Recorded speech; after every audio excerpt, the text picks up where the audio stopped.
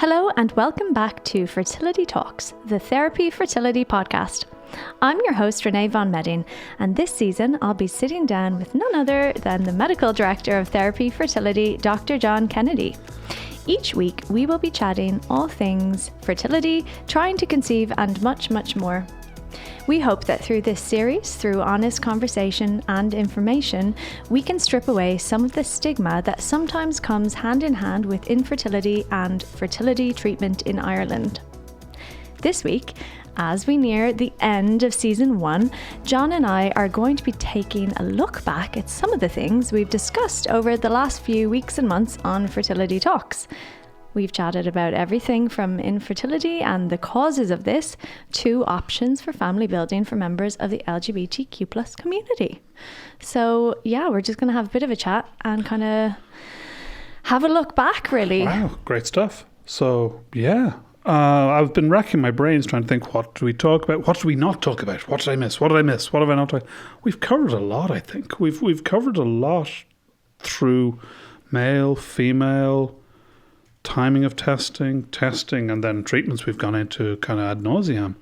I'm happy to be led by you in this. So I think what we'll do is we'll just kind of maybe take a quick look back at the different topics. So let's start with infertility. So again, we won't go too in depth on this because I'm assuming at this point most people have listened to each of the episodes. Oh, absolutely, and if you haven't, please go back now and listen to episode 1.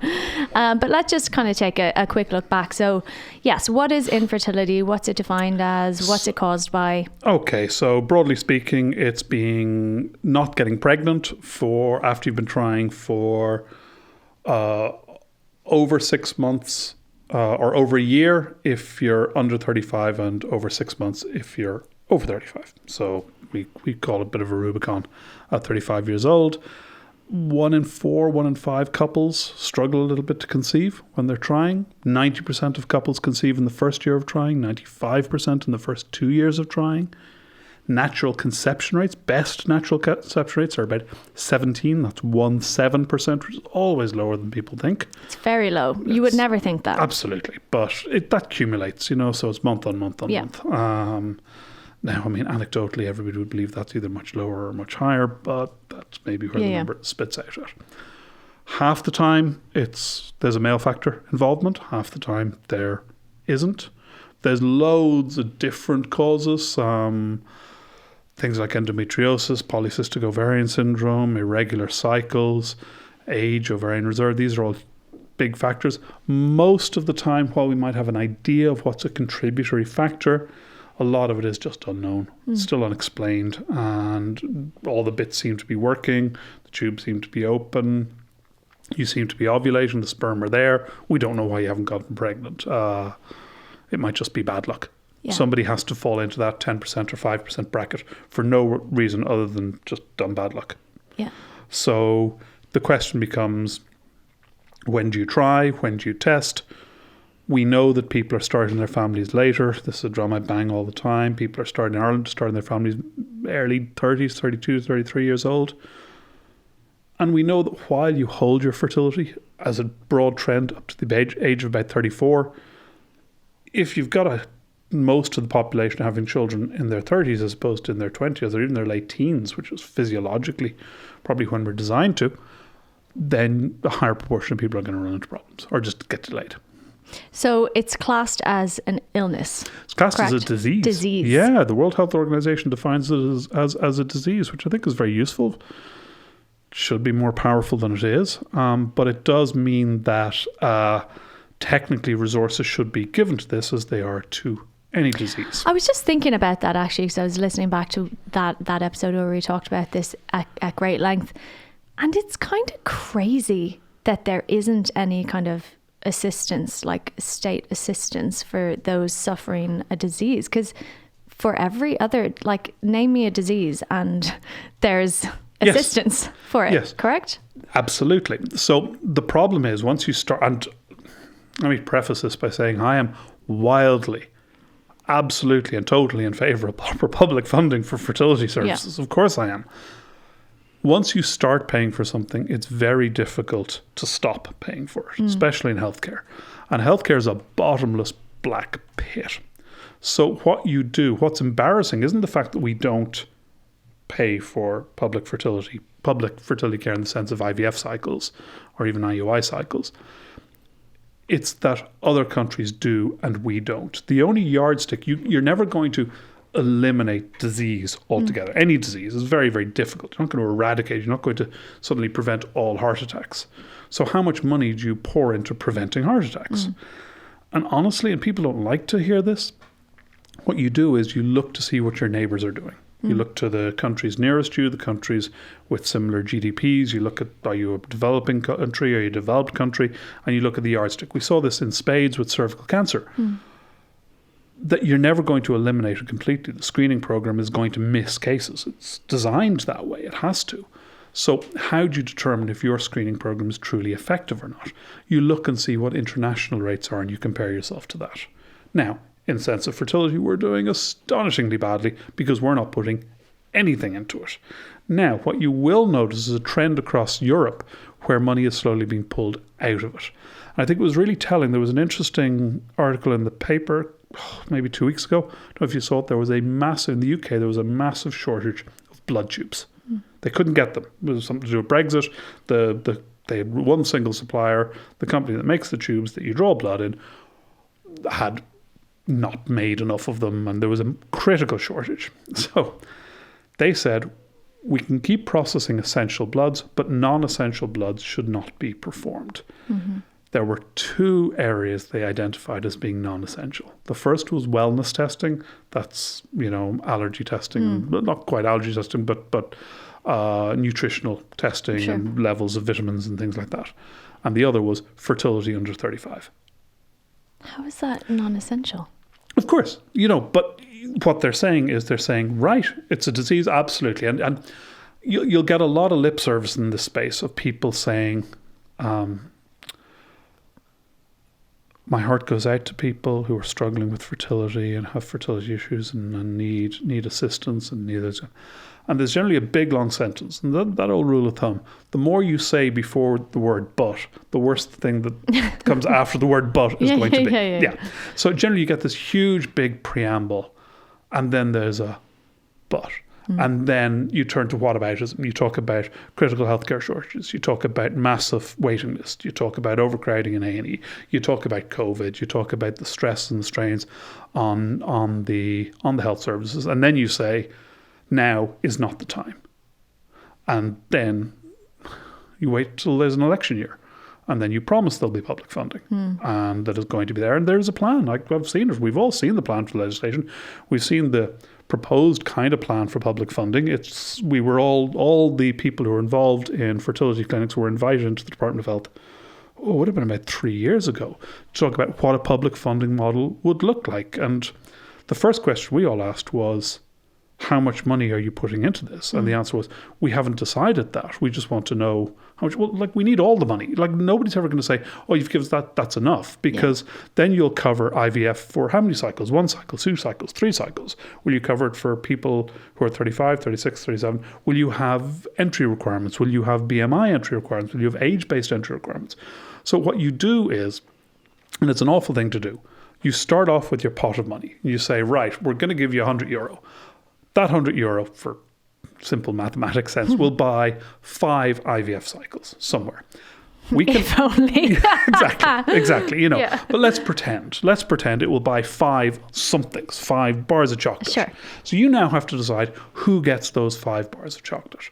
Are they the most deserving people? Are they the people most in need? Are the people who've made the most effort? If you're a smoker, do you deserve one of the bars of chocolate or what have you? So what you want, you don't ever want to say that. You want to go, there's bars of chocolate for everybody. Yay, as much chocolate as you want. But the simple fact of the matter is you've got to fund this. And with the best will in the world, the public sector is not set up to deliver IVF. They could get there. Of course they could. Things are possible. But it would take time. And there's been historically quite a disconnect between obstetrics and gynecology and fertility in Ireland. It's just the way the training works, the way the structure works. They haven't really been joined up. I'd love to see them more joined up. I'd love to see more collaboration between these centres. A lot of it is because most fertility services, not all fertility services, are private enterprise led. And there has been historically a disconnect between the private healthcare sector and the public healthcare sector. You need to bridge that. I need to change that, but that all takes time. And there's no use in telling somebody, look, we're planning to get publicly funded IVF and there's going to be great services available in 5 years' time. That's useless to them. It's useless to anybody. And in fact, every time it's coming up to an election year, a kite gets flown. I've seen happen 3 or 4 times already now, where, we're going to have publicly funded healthcare and IVF next year. And it's a disaster each time, because what you see is a drop-off in people engaging with treatment and testing. Yeah, because they're waiting and they're hoping. They're waiting and they're hoping. By the time it comes around and it actually doesn't happen, it just then turns they've out lost to be time. a lie. They've lost time. And so it almost breaks your heart. You go, please stop. But politicians are going to politician. So I get why. I see it. But it is shameful that we don't have a better publicly funded system. It's shameful that we are underutilized as regards the per capita levels of IVF. We're low in Ireland compared to the rest of Europe, and that's because of access, and it's because of affordability, and it's because people are pouring their life savings into it. So it's not got anything to do with we have lower rates of infertility. It's surely that people can't afford to do anything about it. They travel. We know a lot of people travel for fertility care. They beg, they borrow, you see, like when you actually take the time and effort to ask how they're financing cycles of fertility treatment, it's savings. It's denial of holidays and things like that. Denial of holidays I can cope with. I can. A lot of it is funded through extended family. And certainly I think what happens is people don't plan for multiple cycles in the main. Yeah. They plan for the first cycle. And if that doesn't work, then they really want to do another cycle. It's a reasonable thing to do another cycle. And what do they do there? Now, I'm not saying the situation is brilliant elsewhere. All right. I've seen an awful, even in the last few months, I've seen an awful lot of patients from Northern Ireland who are on waiting lists for treatment there. And they've been told it's going to be a year. You're just in the system now. It's going to be at least a year before you get a cycle with us. And so they're coming to see me, they're coming to see us in an effort to try to get across the line faster. Yeah. Makes perfect sense to me. So all the trusts and across Europe is a general trend. The tap is slowly being turned off, not on, for fertility services. So they're playing catch up to the rest of us. Yeah. So I suppose that's why it's kind of important what Therapy Fertility are doing, is just making it that little bit more affordable, that little bit more accessible. Oh, I think so. I mean, I think it's going to, I don't want, even speaking in commercial terms, not broadening the size of the market. It's just fertility clinics traditionally, as a fertility specialist, I've thought that these are the people who do fertility treatment. No, these are the people who can do fertility treatment. There's a whole host of other people who want to do fertility treatment but who can't. I acknowledge, accept, understand and agree that infertility is a disease. No question about it. The treatment of infertility, the treatment of subfertility, it shouldn't be walled off. There should be conversation. There should be choice. And now you get into the social egg freezing. Do you have to earn your IVF cycle? If you're 33 years old and you've been trying for 8 months, is it reasonable for you to do IVF? All the other things are equal. Or should you have to wait? Now, that's the chocolate bar scenario. That's where you kind of go, no, look, we're going to make you jump through these hoops before we give you a free cycle, or at least financially a free cycle.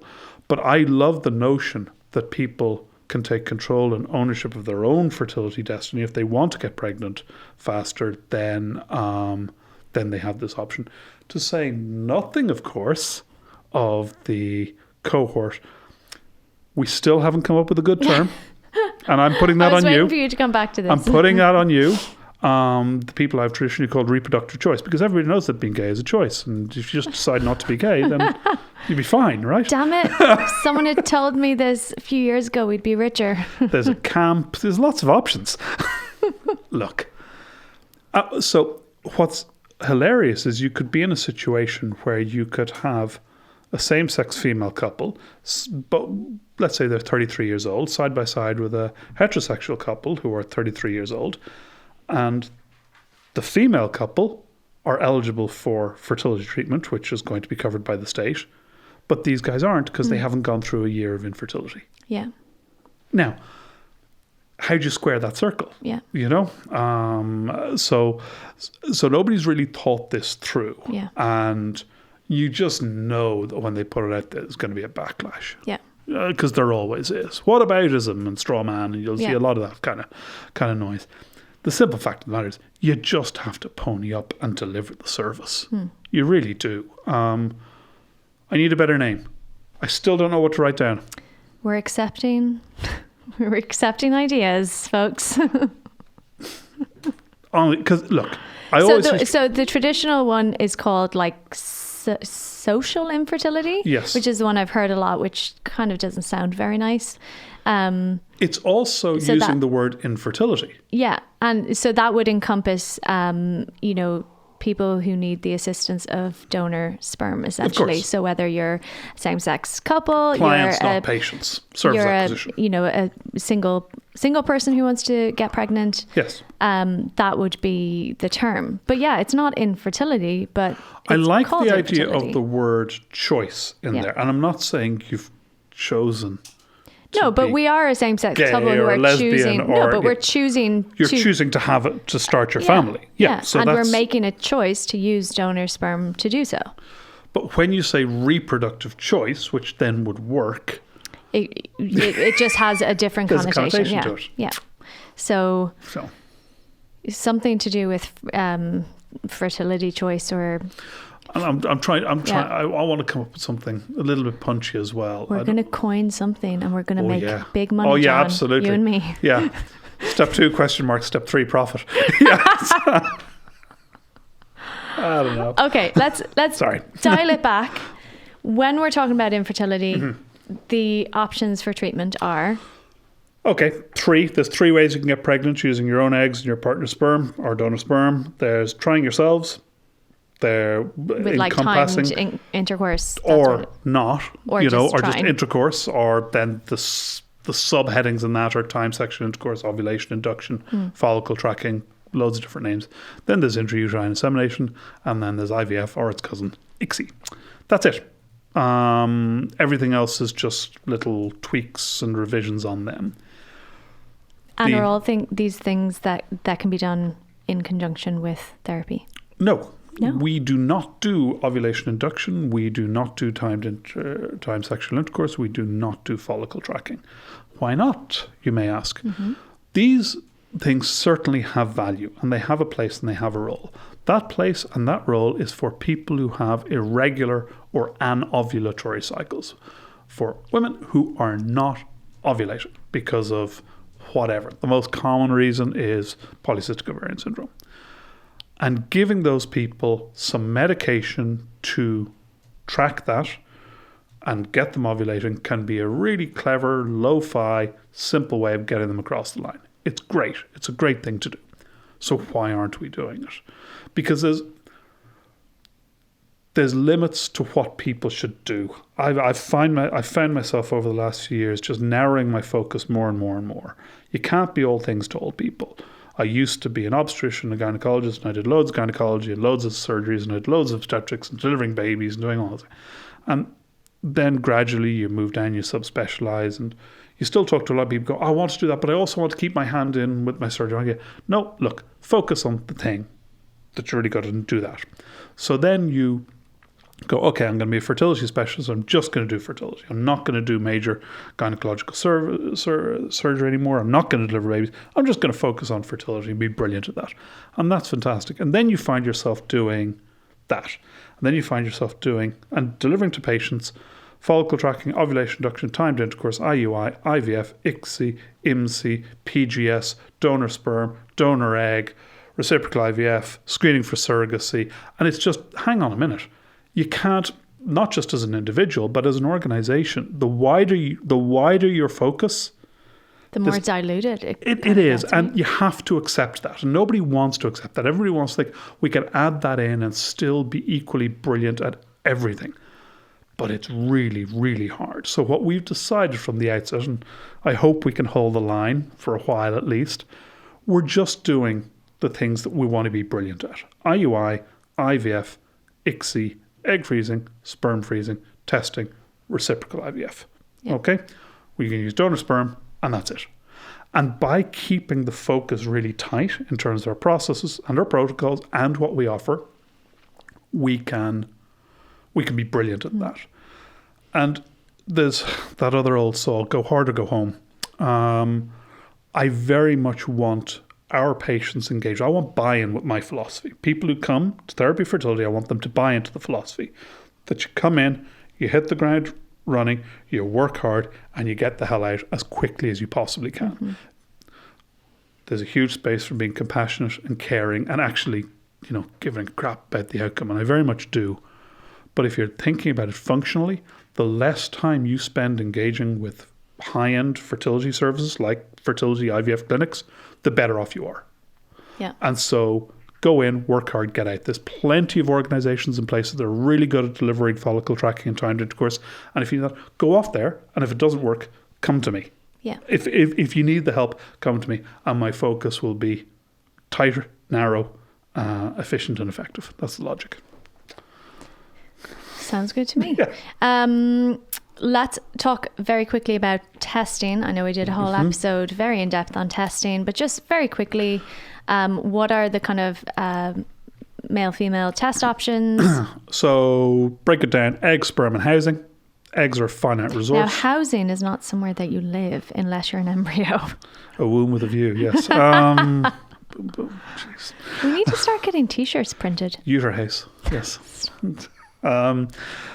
So the uterus, the eggs and the sperm. That's what you need to make a happy, healthy baby. Eggs are a finite resource. You start off your life with your complement of eggs. As you get older, you use them up. The average age of the people around out of eggs at is 44 years old.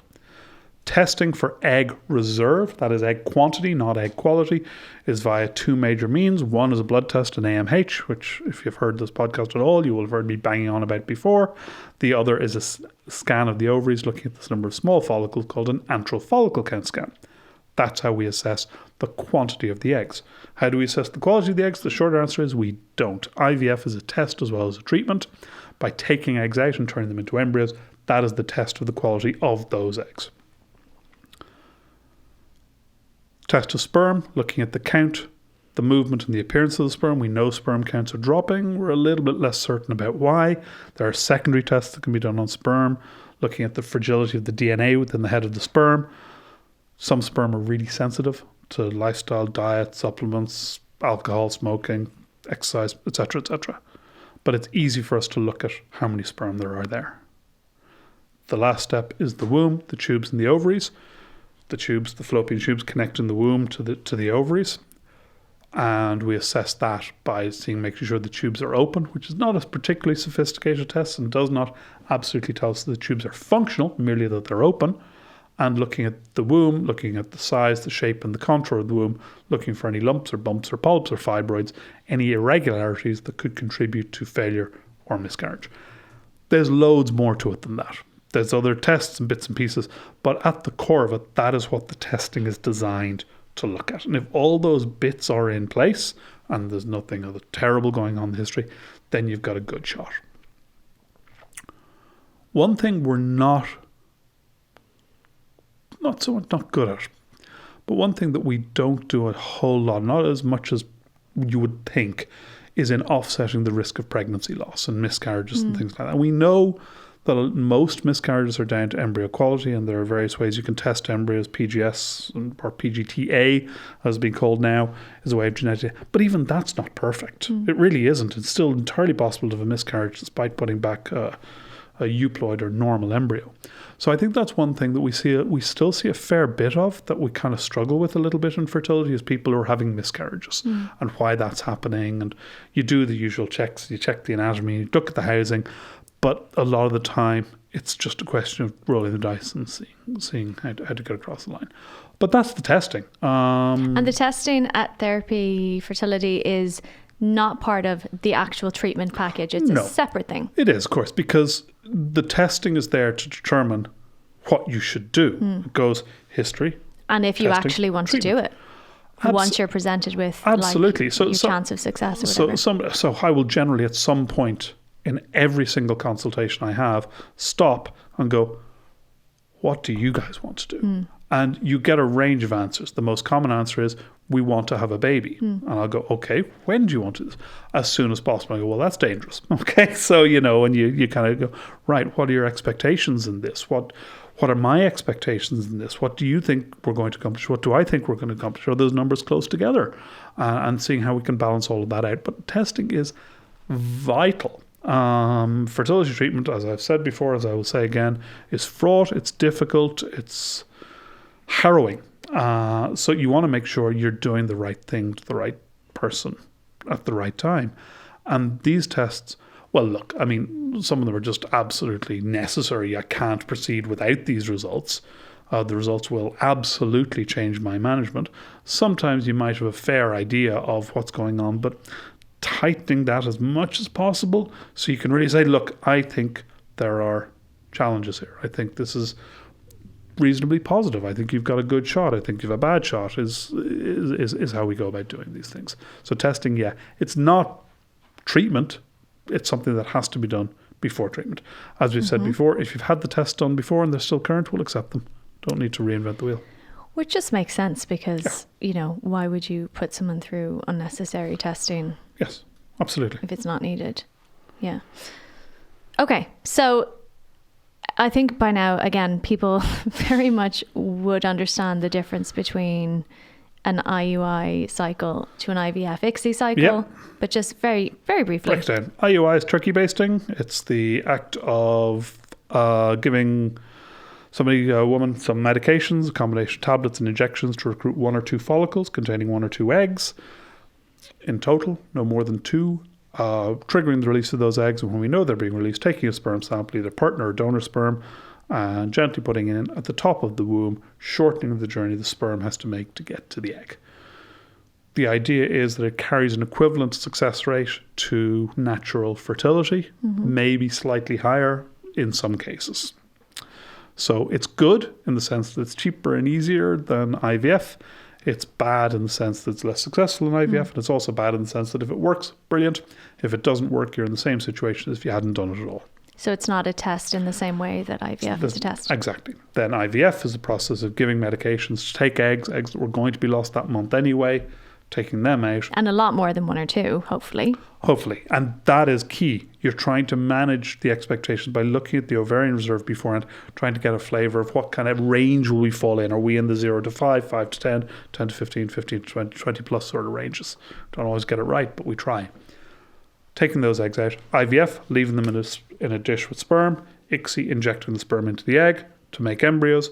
Grow those embryos out for 5 days and then start transferring or freezing the embryos however we see fit. So, and then ICSI is just IVF, but with the addition of the injection of the sperm into the egg, which you would do for male factor or if there'd been previously low fertilization. Although I think people who've done IVF where the sperm is completely normal and there's a low fertilization rate, but there was good binding, we all tend to do ICSI. We'll do ICSI next time. But there's always that little voice in the back of my head going, look, John, ICSI's not going to... Yeah. You want to be very careful about over-promising and under-delivering. Yeah, sometimes it's just bad luck. Sometimes it's bad luck or egg quality. Yeah. Okay, so then if we're looking at the options for, say, single people or members of the LGBTQ plus community, what are the options there? So they would be the same. So it's either IUI or IVF with donor sperm. Now, everybody comes in, not everybody, but a lot of people who haven't done a lot of reading on this come in going, there's nothing wrong with me. I'm a client, not a patient. I'm just coming in for service acquisition, but I want to do this in a responsible and correct way. So clearly I'm going to do IUI. That makes perfect sense. Now, there's a challenge with that. And one of the challenges in that is the cost of donor sperm. donor sperm is not cheap. You're looking at €700 or €800 at least for each vial of donor sperm. And if you're doing IUI, you'll need to do at least 3 IUIs to get to the same success rate as one IVF. And you're going to have to buy 3 times as much donor sperm. So that can ramp up your costs. Might actually just make more sense to... Financially, just purely financially, it probably costs much the same to do 1 cycle of IVF with donor sperm as it does to do 3 IUIs with donor sperm. If you're young, you're healthy, you've got good numbers, and we're going to get a decent number of eggs, you probably have a substantially higher chance of having 1 baby, if not more than 1 baby, with 1 completed round of IVF with donor sperm than 3 IUIs with donor sperm. So while I wouldn't ever dream of standing somebody's way, if they said, look, the numbers are fine. That's what we want to do. Wouldn't fall out if you want to do IUI. Given that you're taking injections either way, I'm not trying to steer people towards IVF. I'll put my hand up and go, it's my bias, but I'll break down why it might be that case. And I've had a number of couples over the last few weeks who've come in saying IUI and left going, well, that makes sense. And go, no, don't decide today. Go away. Think about it, please. Just digest what I've said here. But genuinely, when we're having these conversations, is honestly just with the person's best interest at heart. Because I often say it, I feel like such a used car salesman when you're in there going, I know you want to do IUI, but let me tell you why you should do IVF. And it's like, no, there is a reason here, and it's to do with your efficient, effective success rate in a timely and cost-effective manner. Yeah. And then obviously there's reciprocal IVF, which we did a whole episode on. I don't recall. Yes, and that's just, again, from my point of view, that's just IVF with somebody else's name. Yeah. That's like from a purely, and of course I appreciate the social elements of it, but from my point of view, it's just pure mechanics. You can put the embryo back wherever. Yeah. Okay. So we're going to have a quick recap on some of the facts that we are getting asked quite a lot. And one of those is, can people move embryos to Therapy Fertility? Still getting asked. We aren't taking embryos from other clinics at the moment. It goes back to what I was talking earlier about simple process lines and coordinated processes and not being at the mercy of delivery, couriers, paperwork, other clinics and all the rest. You've gone, I think, genuinely, I think the fertility clinics in Ireland are very good. They really are. I think they give you a fair shake. I think people have good experiences, some people have bad experiences. That's entirely understandable. I think if you've gone to the time and effort to make embryos in Clinic X, use them. Use them. I mean, really, it always breaks my heart a little bit when somebody comes in and they have an embryo there and go, no, that embryo is just never going to work and I just want to start again. Okay, yeah, you can, but would you not make it a wall or a door? Would you not just resolve the situation? Because it's got to eat away at you a little bit. It really does. They obviously don't want to let the embryo demise, thaw it out, but at the same time, they don't want to use it. And I think it's a terrible halfway house to be stuck in. I would really encourage people, if you've made embryos, use them. If you don't have any embryos and you want to talk about fertility options, hell, find us. We're good people to talk to. So what if you already have X amount of children and you still have embryos left? What is your advice then, John? Do you say just keep using them? I had a call today with an old patient of mine who was wondering, she's listening to the podcasts, but who has embryos left, has a child, and is wondering what to do. She's 47 now. And she reached out to me. And I gave her a call, and I had a chat, and I said, look, there's only one question here. Do you want more children or not? And then you have to dig into it a little bit more. She has a child, and you've got to look at the reasons why, especially if you have embryos left, why you might want another child. And you have to be very clear, and I've had conversations where, well, I think my son, I think my daughter deserves a sibling. Deserves, needs, wants, And I have asked, well, what do you want? And I remember getting one really honest answer to that a number of years back. Was, oh God, no, I hate it. I hate it. Everything about it. The child or the pregnancy? I hated the process. I hated the pregnancy, and I wasn't too fond of the child for the first 2 years either. Like, at least she was honest. Yeah. I mean, that made a lot of sense to me. So she was doing this purely because she felt that her child was growing up, deserved or needed a sibling. Now, the children born of couples who have gone through fertility treatment, in the main, there are exceptions, of course, but if you look at every non-emotional metric, if you look at healthcare, housing, and education, they're fine. These are not the children you need to be worried about. These are wanted children who will enjoy every opportunity to be the best version of themselves they can be. They're going to get socialized in creche, they're going to get socialized in school, on play dates, all the rest of it. They don't need siblings. It's nice, but certainly I wouldn't dream of recommending inflicting a pregnancy on somebody who didn't want it. And a for whole that extra reason. human. And just for that one reason. So I think while your desire to have a sibling for your child is important, it needs to be allied with the desire to have more children For you. yourself. Now, that sounds like a simple question, but you know it's not an easy one to answer. It's very difficult to not fall into the middle ground trap. We'll just leave them there. Let's just avoid thinking about that. Let's just avoid making that decision. Now, what will put pressure, let's say there was somebody and they had some embryos left over and they had 2 children, say. Theoretically speaking. As those children get older, that becomes tenser and tighter. Yeah, because you need to make a call on it. You need to make a call on it. And I also think people need to be very honest with themselves, and we see this in fertility all the time. It all sounds fine until you get told what you can't have. Yeah. And you see that in fertility all the time, where you have people and they mean it and they believe it. I know it mightn't work, I'll be okay, all the rest. And there is a time when that is true, where after you do a cycle and it doesn't work, when you go through your grief and you resolve that and then you emerge out from the other side comfortable that you've done everything you can do. But make no mistake, if you go in thinking, I'll be okay if this doesn't work and I'll just, be accepting of that immediately, that is desperately unusual. That is desperately unusual. Much more commonly is, oh my God, this failure of this process here and now has really illustrated to me how badly I actually want this. And then that poses a whole other question of, are we going to start again? And so it's a can of worms. It's not as simple as you might first think. And it does take conversation. It does take thinking.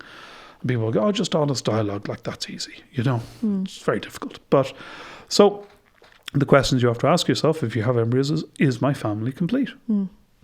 If it happened, it happened. If it didn't, it didn't. But be honest with yourself. And the thought exercise I will often pose to patients, especially when they're thinking about, say, something like egg freezing, or they're thinking about having children at some point, maybe, and you do the test and the ovarian reserve comes back low, maybe quite low, not critical low, but quite low. What I've often said to patients, you should be really careful with this. This is not the case, but as a thought exercise, what if you were told, and it'll never be this clear, but what if you were told you have 1 year to have a child, and after that it's not going to happen? Now that is never actually the case. We're never that clear. We can't be. Yeah.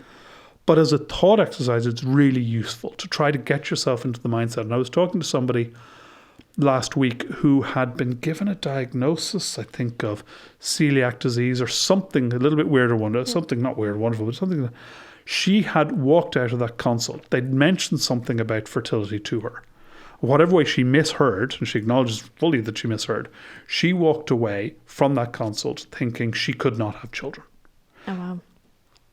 But that was... Now, a week or two later, she suddenly realised, oh, that's not the case at all. I've got loads of options. And she does have loads of options. But for her, almost, she was given a really useful opportunity to see how she felt in that world. Yeah.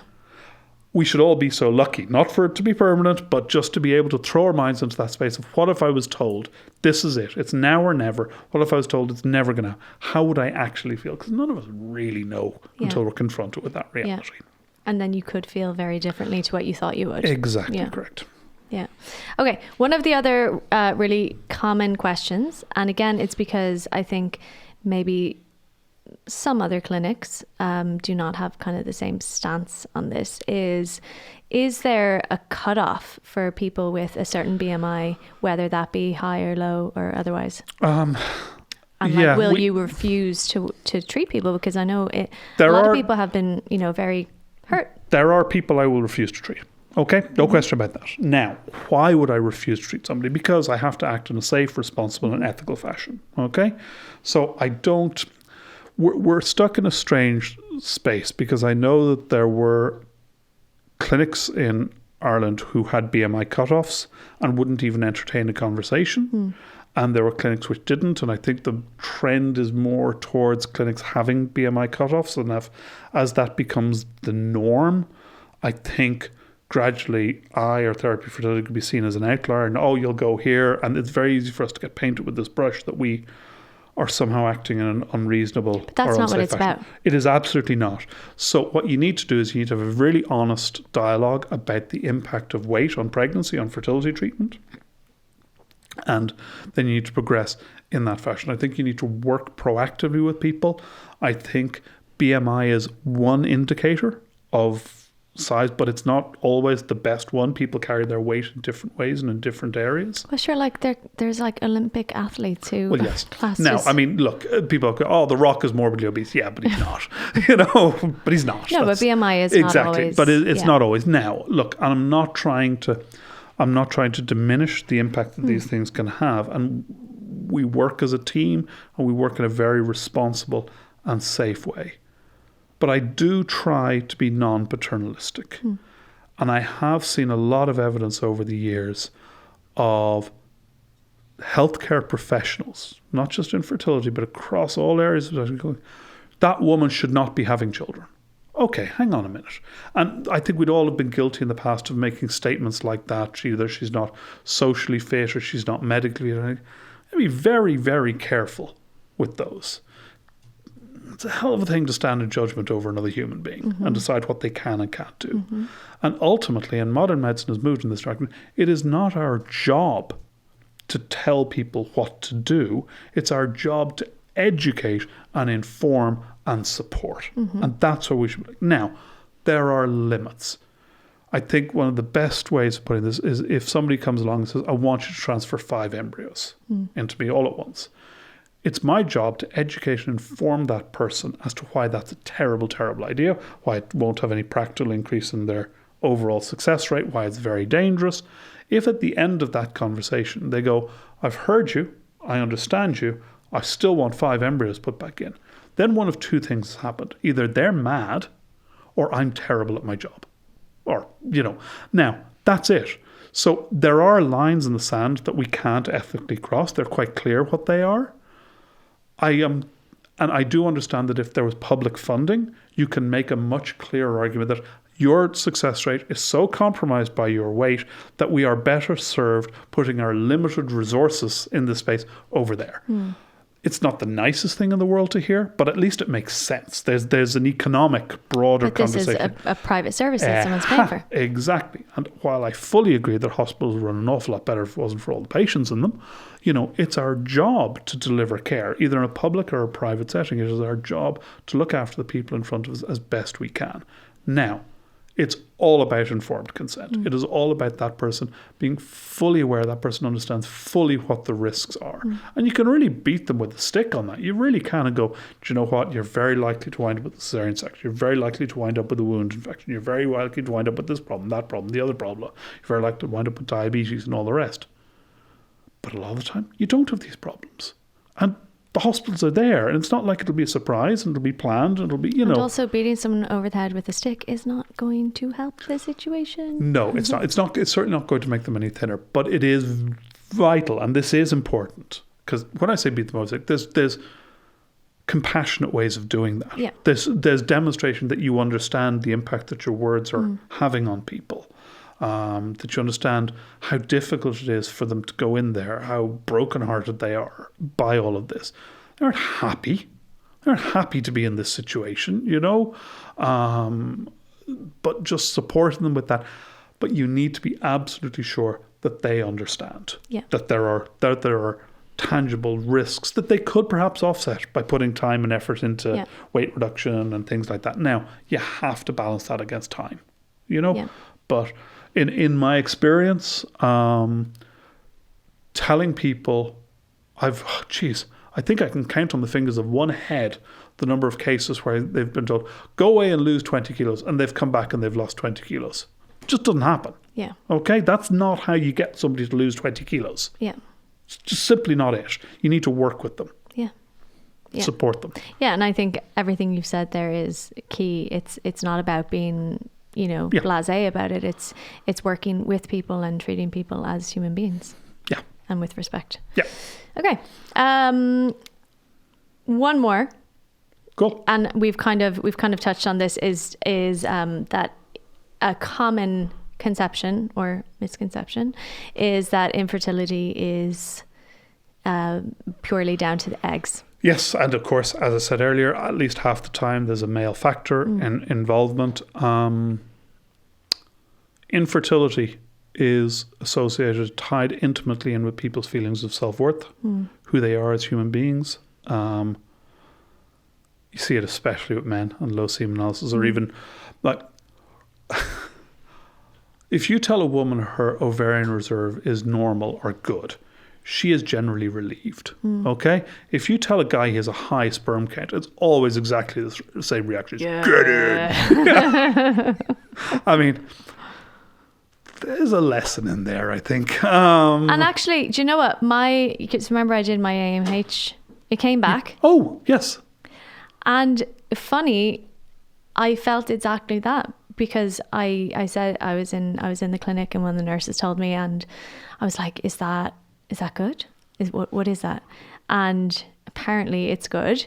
But I felt very proud of myself, and it's ridiculous because well done, go, because of all the work you've put into it. Do you know what I mean? Yeah. It's so ridiculous, but it's really kind of tied up in your feelings of self-worth. And so the best couples, because you do see male factor, you see female factor, the best couples come in as a team. Now, I mean, that's a bit of a woke term, but they are supportive. They're understanding that at any point, either member of the couple may be at a different point on the optimism-pessimism curve.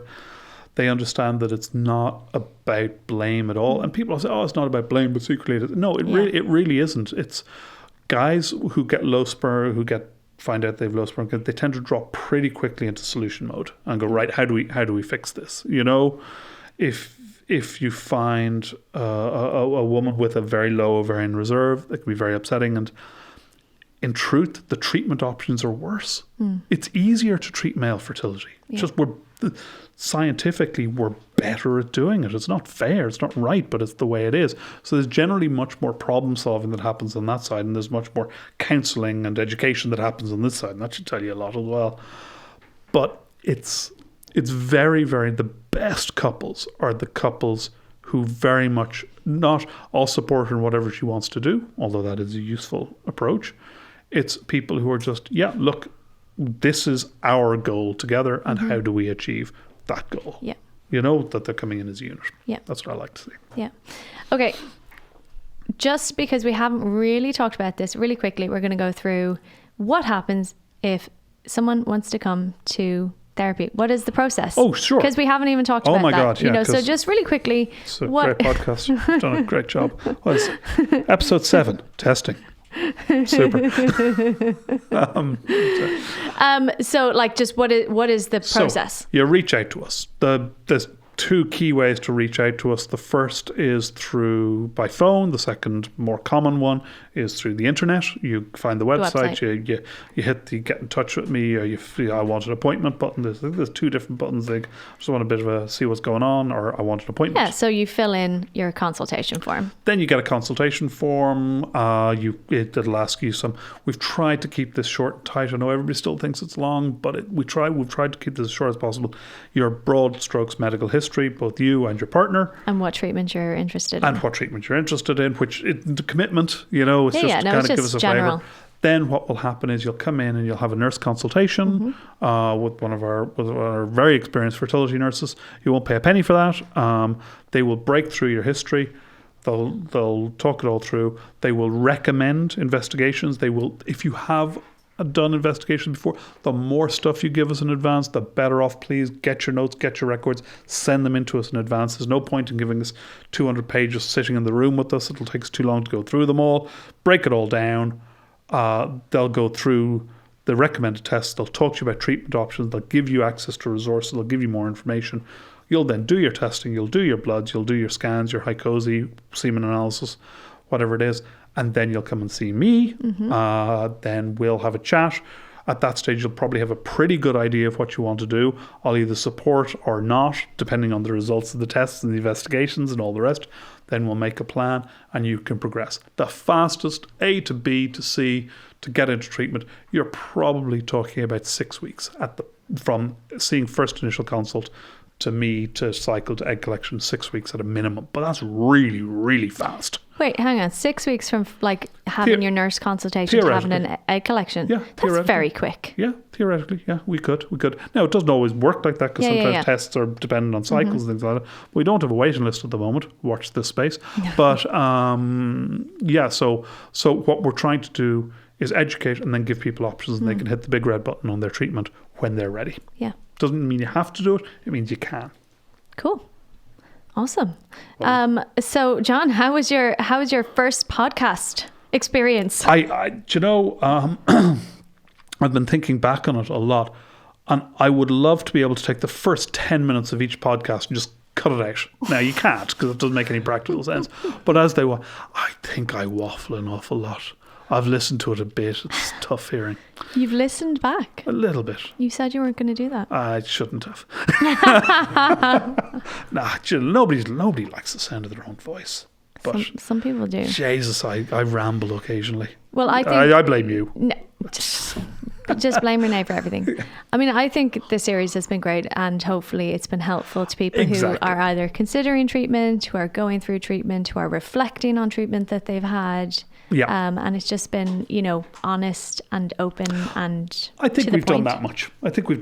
I don't think I've been political about it. I think it's been great from that perspective. Yeah. It's been great to have the platform. It's been great to get it out there. So it's a resource people can draw on and listen as they need to. And speaking of resources, just to remind people that we have weekly Instagram lives now, which is right. Yes. Very exciting. Yes. And a monthly webinar. Yes. And those are always happening on a Tuesday. Absolutely. So dial in on them. I think, and going forward, what I want to do is bring, and I know you feel the same way, loads more voices to the table here. And experts on different topics. Exactly. Because I'm fully aware of what I know about and what I don't know. And I'm always going to be slightly cautious of that. So I'd love to get those people involved. Yeah, so keep different perspectives. Keep your ears peeled for season 2. Thank you very much, Renee. It's been a pleasure. Same here.